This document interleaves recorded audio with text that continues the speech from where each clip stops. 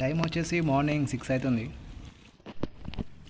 Gate పడొద్దు అనుకుంటూ వచ్చిన గేట్ మాత్రం పడింది. ఆటో వాళ్ళైతే ఈ గేట్ దాటాలంటే 20 రూపాయలు ఎక్కువ వేసుకుంటారు. ఎందుకంటే గేట్ పడిందంటే హాఫ్ అన్ అవర్ పడుతుంది ఈజీగా, 20 మినిట్స్ నుంచి హాఫ్ అన్ అవర్ మధ్యలో. డైలీ అయితే 150 రూపీస్ పెట్రోల్ కొట్టిస్తాం బండ్లో మనం. డైలీ ఎందుకు ఒకటేసారి కొట్టియచ్చుగా అంటే ఒకటేసారి కొట్టేస్తే ఎక్స్ట్రా తిరిగి పెట్రోల్ మొత్తం అయిపోగొడతాం. అందుకని చెప్పి డైలీ కొట్టిస్తాను నేను. మార్నింగ్ ఇంత జల్దీ ఎందుకు వెళ్తున్నాం అంటే ఈరోజు శ్రీశైలం వెళ్ళేది ఉంది, అందుకని చెప్పి జల్దీ వెళ్తున్నాం. ఈరోజు జల్దీ వెళ్ళి డ్యూటీ జల్దీ కంప్లీట్ చేసుకుందామని. ఫస్ట్ షాప్కి అయితే వచ్చేసినాం మనం. షాప్ ఓనర్ అయితే కొంచెం బిజీగా ఇక బిజీగా ఉంటే మనం అయితే కొంచెం సేపు అయితే వెయిట్ చేయాలి. వాళ్ళందరూ వెళ్ళిపోయినాకైతే మనం అయితే ఆర్డర్ బుకింగ్ చేస్తాం.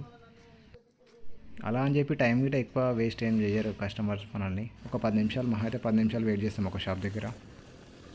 ఒక విలేజ్ నుంచి అయితే మళ్ళీ నెక్స్ట్ విలేజ్కి అయితే వెళ్తున్నాం. ఒక విలేజ్లో మనకు 5 షాప్స్ ఉండే, అవి కంప్లీట్ అయిపోయినాయి. నెక్స్ట్ ఇంకో షాప్ దగ్గరికి అయితే వచ్చినాం. ఇక్కడ కస్టమర్ ఇది పాల బూత్ గిట్ట ఉంది అతనికి.